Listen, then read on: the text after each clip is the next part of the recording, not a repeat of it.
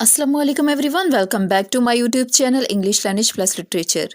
आज की वीडियो एक एक्सप्लेनर वीडियो है जो कि एरिस्टोटल की पोइटिक के बारे में है। एंशिएंट ग्रीक फिलोसोफर एरिस्टोटल के इस वर्क को हम डीपली स्टडी करेंगे। तो चलिए बिना किसी देरी के अपनी वीडियो स्टार्ट करते हैं। एरिस्टोटल पोइटिक्स, ये बुक ग्रीक फिलोसोफर एरिस्टोटल ने तकरीबन 2000 साल पहले ये वर्क लिखा। ये लिटरेरी थ्योरी के अंदर एक बहुत इम्पोर्टेंट वर्क समझा जाता है और इसी वर्क की वजह से आज हम इस काबिल हुए हैं कि हम किसी भी लिटरेरी वर्क को बहुत अच्छे से अंडरस्टैंड कर पाते हैं, उसे एनालाइज कर पाते हैं, उसे क्रिटिसाइज कर पाते हैं। तो सबसे पहले हमें पता होना चाहिए कि व्हाट इज़ पोइटिक्स, कि पोइटिक्स होता क्या है। Poetics in term that refers to the study of poetry, drama and other form of literature. Aristotle की पोइटिक्स के अंदर हम ये डिस्कस करते हैं कि किसी भी स्टोरी टेलिंग के अंदर कौन कौन से इम्पोर्टेंट पार्ट्स होते हैं जो कि इस लिटरेरी वर्क का हिस्सा होते हैं। जैसे कि अगर ड्रामा है या कोई नॉवल है या कोई भी लिटरेरी वर्क है जिसमें स्टोरी बताई जा रही है, तो उसमें गुड प्लॉट क्या होगा, करेक्टर डेवलपमेंट्स कैसी होंगी, इमोशंस किस तरह के होंगे, जो करेक्टर्स वहाँ पे हैं प्लॉट के अंदर, जो करेक्टर एक्शन कर रहे हैं उनके इमोशंस के बारे में डिटेल से डिस्कस किया जाता है। तो इन सारे एलिमेंट्स को डिटेल से पढ़ा जाता है। सेकंड पॉइंट है element of good plot. Aristotle के मुताबिक एक अच्छे प्लॉट के अंदर बहुत से की एलिमेंट्स होते हैं। First, it should have clear beginning, middle and and, creating a sense of structure and progression. दूसरे नंबर पे वो ये पॉइंट भी बताता है कि प्लॉट के अंदर एक सर्टेन कॉन्फ्लिक्ट होना चाहिए, एक प्रॉब्लम ऐसी होनी चाहिए जहाँ पे पहुँच के स्टोरी जो सी है वो फॉरवर्ड हो, आगे की तरफ बढ़े। तो बिगनिंग इसकी स्मूथ होनी चाहिए, फिर एक पॉइंट आएगा जिसमें वो कॉन्फ्लिक्ट होगा या जो प्रॉब्लम होगी उसके रिवॉल्व स्टोरी हमारी घूमेगी और नेक्स्ट आगे वो स्टोरी आगे की तरफ बढ़ेगी, यानी अपने रेजोल्यूशन की तरफ बढ़ेगी। जिस तरह से आप एग्जांपल दे सकते हैं अजीपस रेक्स की। अब जब स्टोरी स्टार्ट होती है तो बिल्कुल सिंपल सी स्टोरी बताई जाती है जिसमें जो सा है बादशाह का कत्ल हो जाता है और एरिस्टोटल ये प्रॉमिस करता है लोगों से कि वो इनके बादशाह का जो कातिल है उसको ढूंढ के रहेगा। तो स्टोरी की जो स्टार्टिंग थी वो बिल्कुल स्मूथ थी और आसान सी थी।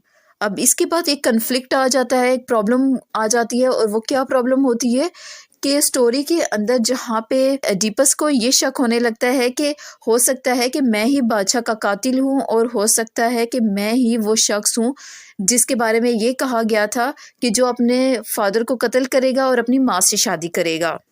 तो ये इस स्टोरी का, इस प्लॉट का मेन कन्फ्लिक्ट था जिसके रिवॉल्व कहानी घूम रही थी। और at the end of the story हम जान पाते हैं कि एरिस्टोटल सारी जोन सी है हकीकत से आगाह हो जाता है और फिर जोन सी है एक रेजोल्यूशन की तरफ स्टोरी जाती है, एंडिंग की तरफ जाती है, जहाँ पे अडीपस अपने लिए एक सज़ा तजवीज़ करता है और वो क्या होती है कि वो अपना मुल्क छोड़ के चला जाता है और ख़ुद को अंधा कर देता है। तो इसी तरह जो फाइनल पॉइंट है प्लॉट का, it should have the satisfactory resolution where the conflict is resolved in a way that makes sense and provide closure। अच्छा जी, नेक्स्ट पॉइंट हम डिस्कस करेंगे वो है कैरेक्टर डेवलपमेंट। एरिस्टोटल इस बात पे बिलीव करता है एक सक्सेसफुल स्टोरी बनाने के लिए कैरेक्टर्स का वेल डेवलप होना बहुत ज़रूरी है और वो इस बात पे भी बिलीव करता है कि हर करेक्टर के अंदर कुछ सर्टेन क्वालिटीज़ होनी चाहिए जिसकी वजह से जो ऑडियंस है वो उस प्ले के अंदर या उस प्लॉट के अंदर, उस स्टोरी के अंदर इन्वॉल्व हो सके और उसे अपने साथ रिलेट कर सकें।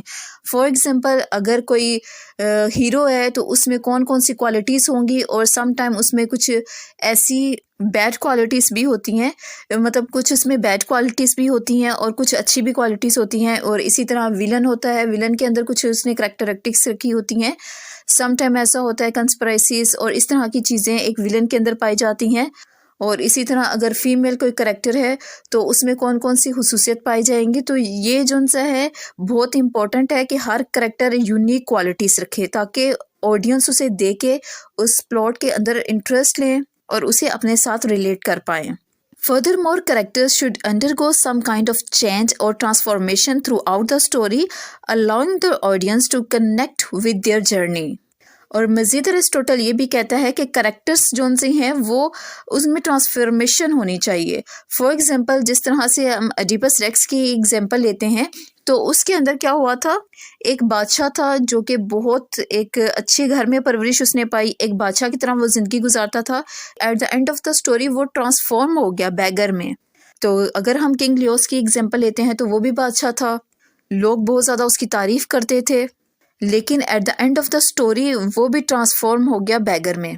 तो एक सर्टेन चेंजिंग आ गई, यानी एक इनिशियल पॉइंट था और उनकी जो उनसे डाइवर्सिटी की तरफ उनका जो डाउनफॉल था वो हुआ। इसी तरह ओथेलो की एग्जांपल लें जो कि एक आर्मी से बिलोंग करता था, ब्लैक गाय था, एक खूबसूरत लड़की जो उसके प्यार में मुब्तला हुई, फिर उन्होंने शादी भी की और at the end of the story उसके साथ क्या हुआ कि उसने खुद को ही मार दिया। तो इस तरह करैक्टर के अंदर जो सी है उनकी चेंजिंग होनी चाहिए, ट्रांसफॉर्मेशन होनी चाहिए, जिसकी वजह से ऑडियंस उनके साथ कनेक्ट हो पाएँ या अपनी लाइफ को उनकी लाइफ के साथ कनेक्ट कर पाएँ। नेक्स्ट पॉइंट जो अरिस्टोटल डिस्कस करता है वो है power of emotion. Aristotle recognised that the importance of emotion in literature. He believed that the good story should invoke emotion in audience such as pity, fear and Joy.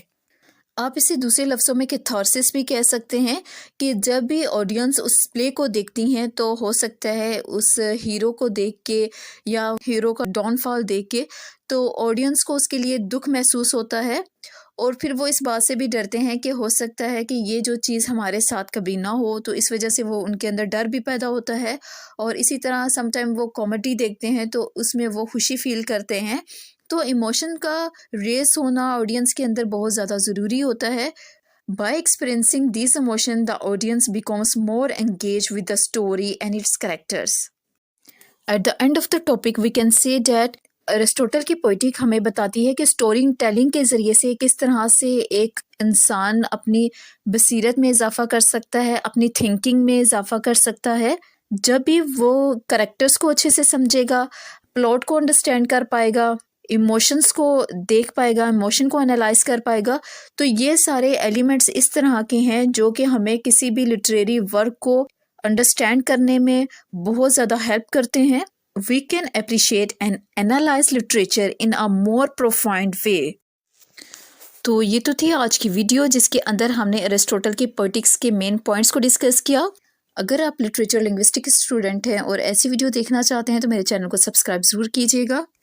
और जाने से पहले आपको बताती चलूँ, इससे पहले हमने एक वीडियो अपलोड की है जिसमें हमने ये डिस्कस किया था लिटरेरी क्रिटिसिज्म होता क्या है और हमने इसे किस तरह से स्टडी करना है। और इसके अलावा हमने एक और वीडियो भी बनाई है जिसमें हमने ये अरिस्टोटल की ट्रेजेडी के बारे में डिस्कस किया कि अरिस्टोटल की ट्रेजेडी क्या है और इसके 6 एसेंशियल पार्ट्स को हमने डिस्कस किया। ट्रेजिक हीरो क्या होता है, हर्मशिया क्या होता है, कैथारसिस क्या होता है, unity of time, unity of place, unity of action को हमने डिटेल से डिस्कस किया। प्रीपेशिया क्या होता है, ये सारी चीज़ें और ये सारे एलिमेंट हमने डिटेल से डिस्कस किए हैं। अगर आपने वो वीडियो नहीं देखी तो अपने कॉन्सेप्ट को क्लियर करने के लिए वो वीडियो ज़रूर देखिएगा। तो मुझे दीजिए इजाज़त, मिलते हैं नेक्स्ट वीडियो में, तब तक अपना बहुत सा ख्याल रखिएगा।